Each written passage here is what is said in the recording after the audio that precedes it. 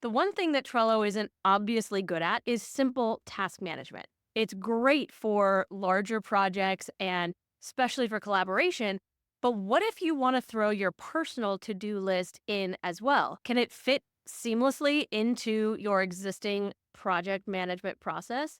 For a long time, I thought, I don't know, maybe not. I mean, maybe you can create a little to do list, but maybe it can't be super automated or streamlined and efficient.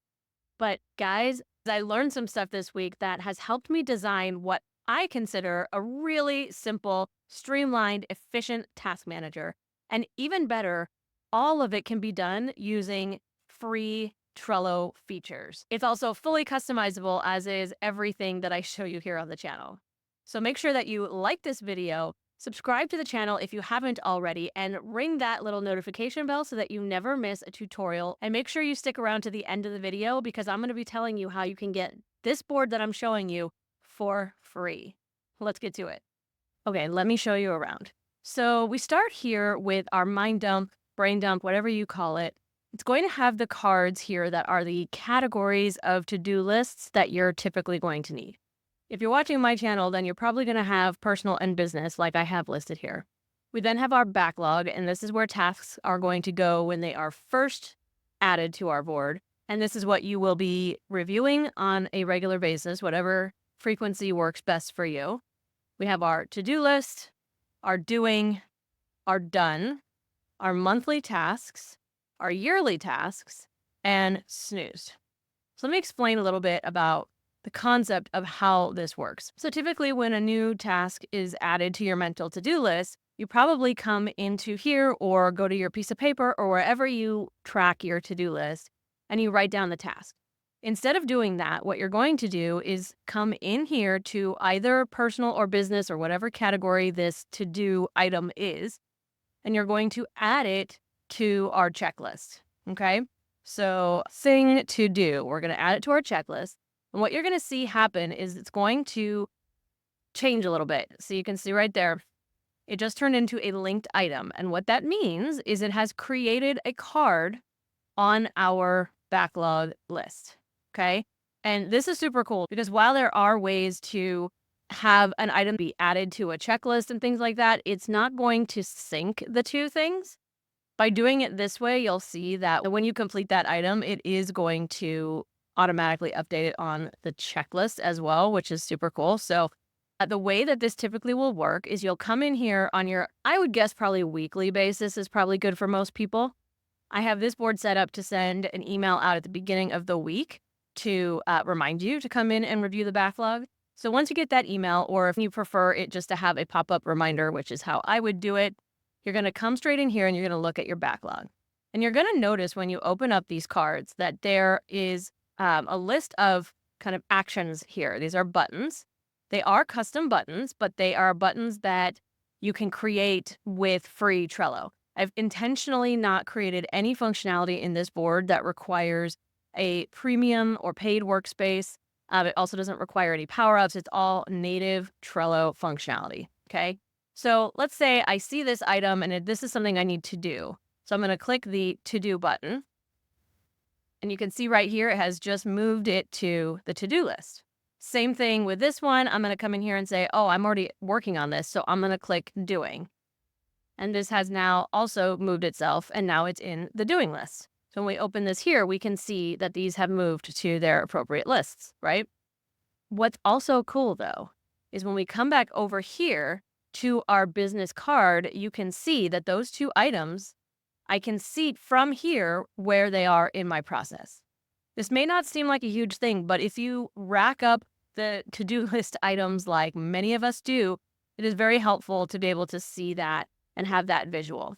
The only functionality, and I'm just realizing that I did it this way, you don't have to do this at all, but the only functionality I'm using on this board that is a paid functionality is the color of these lists.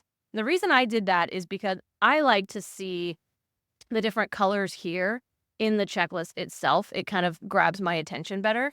But if I were to not have access to that functionality, this list right here would just be the standard color. Then when I come into this card, I'm just going to see that it's listed as, it's just gray, just like the other one. No big deal there. But I'm going to go ahead and put that back on because I happen to like that color functionality. So when we actually complete that task, we have two ways of marking it complete. We can either click and drag like we normally would, or let's say you're on your mobile device and it would just be easier to be able to click a button. You can also do that. You just click this button right here, and we're going to go ahead and see our card move over. Okay, so now it's on the done list. But what's even cooler, and if you were paying attention just in that second, you might have already seen it. When you come back over to our business card, you're going to see that that item was just marked complete. Now, it's still saying doing right here, and that's only because I've noticed there can sometimes be a little bit of a delay with those lists updating themselves. If you refresh your page, it'll most likely correct itself right away. Yeah, there you go. Sometimes it takes a little bit longer, but as long as it's marked it complete, that will ultimately eventually fix itself. So that's one of the coolest pieces of this functionality, is that as you go through your list and you get things done, it automatically checks that off. This all works on mobile too, guys. This is like game changing. I can't wait to start using this in my own life. But one other thing that you might have noticed on here is this idea of snoozed cards. We've got a snooze list over here. And we've got our cute little puppy that is sleeping. It might be hard to see that, but it's a little puppy that's sleeping because I like to make things fun to look at. So what does that mean exactly, a snooze card? Well, let's say that something is on your list and it's something that you know you need to do, but it's not something that's a priority right now, but you don't want to lose track of it, right? So at this point is when you need to stop and think for a second, okay, do I need to do this next week? Do I need to do this next month? Or maybe this is something that can even wait a year. That's what the snooze buttons are for. So you've got a week snooze button, a month snooze button, and a year snooze button. So let's go ahead and just snooze this for a week, and you're going to see what happens. I'm going to hit snooze week, and you can see back there that the card disappeared. Card has now come over here. It has set itself to be due in a week. And you can see right here that we now can see, without even scrolling over, that we have two snoozed cards at this moment. What you can't see in this functionality, and what I would love to be able to just push a button and show you in real time, is the fact that there also is an automation set up here that 2 days before any of these cards on this list come due again, they're going to automatically unsnooze themselves, and they're going to pop up over here on the to-do list. That's so that it comes back up to your attention and you could snooze it again at that point if you want or need to. But it automatically brings it back to your attention so that you can decide, hey, I need to just get this done. I need to snooze it. Or you know what? I already did this when I wasn't thinking about it, and so it's done, and then you can move it to done. Or maybe you've decided in the meantime that you don't need to do this task at all, and then you can just archive it. The last piece of this board, though, is these monthly and yearly tasks. Of course, you can also add lists for daily and weekly if that is something that you like to track on a regular basis. I probably would. And this is where you would just use your typical recurring task functionality, which if you have not figured out how to set up yet, I do have a tutorial on that. I will go ahead and link that above for you. You can just add those automations to this board so that this board becomes the source of all truth for all the things that are on your to-do list, regardless of when they need to get done. You can include project tasks here if you wanted to have, let's say, break down business even further and have like general business or social media business, things like that. You could break that down even further. You would not need additional automation. It would just be another card and another category for yourself. So let me just show you really quick behind the scenes all of the automation that is making this possible. I'm going to show you those buttons that we saw at the front end. I'm going to let you see them on the back end. So these are all the buttons that are set up here. We've got our to-do, doing, done, snooze week, month, and year.